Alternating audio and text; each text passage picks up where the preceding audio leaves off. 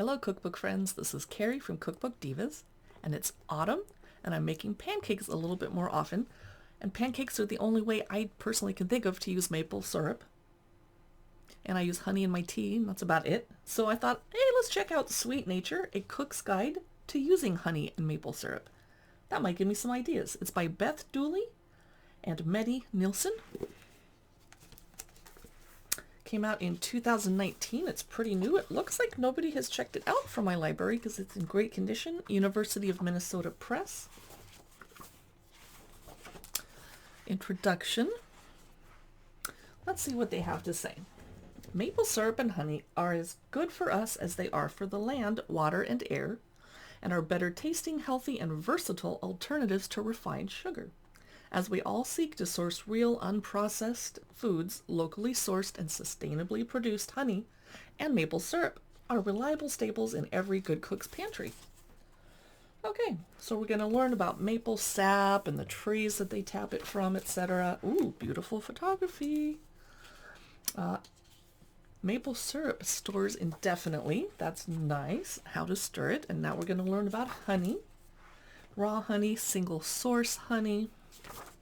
Cooking and baking with honey, storing honey. Okay, chapter 1. Sweet starts. Given the hectic nature of our mornings, it's tempting to skip breakfast and reach for a sugary treat on the run. Yes, it is. But studies confirm that eating breakfast improves memory, focus, and attention. It's the most important meal of the day. Okay, fine. First recipe of the book. Honey toasted muesli with millet. That does sound healthy. North Country maple granola, breakfast bread pudding. I don't eat granola for breakfast because I need something hot and protein-y, but like an egg, but that's me. Cranapple baked oatmeal, sunflower bran muffins, maple scones. Now I wouldn't have maple scones as my breakfast, but I would have them with my breakfast, and that looks delicious. There's sweet tips on the side and a raisin bread variation to these honey buns. So I really like that because they're giving us added info. Here's honey mustard glazed breakfast sausages. Sweet tip, brush this honey mustard combo on pork chops, bratwurst, and chicken breast to glaze them. I like these tips. Now we're in chapter 2, spreads and toppings. These spreads are as delicious on morning toast as they are on a sandwich, a scone, or whisked into a vinaigrette. Maple hazelnut chocolate spread, that sounds good. Pecan maple butter, rosemary honey butter or cream cheese spread with cornbread. Blackberry ginger maple sauce, oven roasted apple and pear sauce, lemon thyme chev. Tart cherry honey sauce, maple cranberry jam, curried chickpeas. Using, I'm assuming, honey. Savory sweet cocktail nuts, brown butter honey popcorn on top of soup. Is that what they're doing? Savory maple black pepper biscotti. I never make biscotti. I don't need to chew on stuff that hard personally. Fennel maple herring, curry marinated herring. She's saying that herring is the new lox.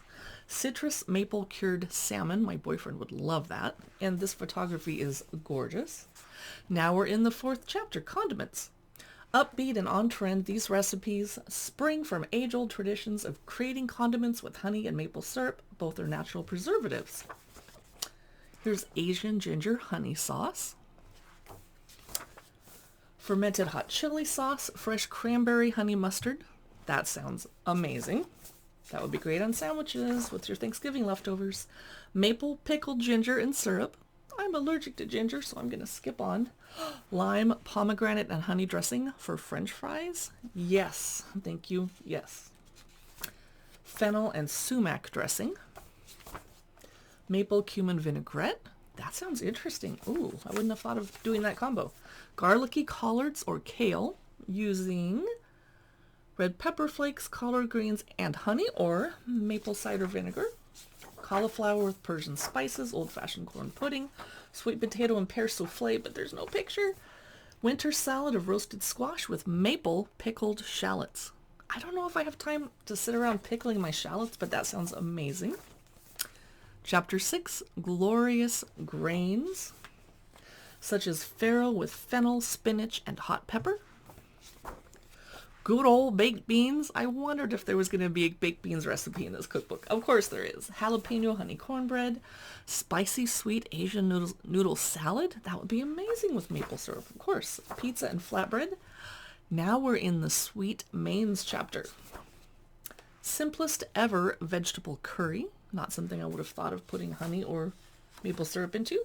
Pan-charred honey glazed salmon salad for a healthy option.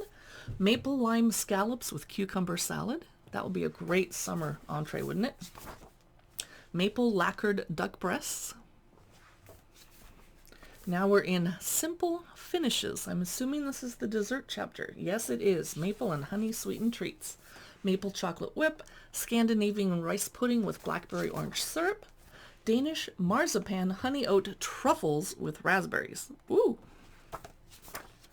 Maple espresso mascarpone, very berry granita, jammy coconut mini tarts. I need photos. I need some more photos. Here's one. Lemon pistachio phyllo cups. Dark and stormy 3 gingerbread. Very chocolate maple brownies. That sounds life-changing.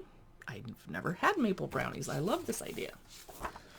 And we're getting to the end of the book. Syrups, infusions, and elixirs. And there's not going to be a lot of pictures because we know what syrup looks like. Hot buttered rum, mulled wine, Scandinavian ahorn bitters. That said ahorn, the Danish word for maple. Oh, okay. And something called the bee's knees, which I've had before when I had a cold and I wasn't going to take NyQuil, so I did that instead. That was pretty cool. That was Sweet Nature, A Cook's Guide to Using Honey and Maple Syrup by Beth Dooley and Mette Nielsen. Thanks so much for watching this cookbook look-through. You can see more of them on the cookbookdivas.com website. We post about cookbooks to Facebook and Instagram and, of course, YouTube. And we have a podcast, too, the Cookbook Divas podcast, for those of you that like to listen to cookbook news. Bye.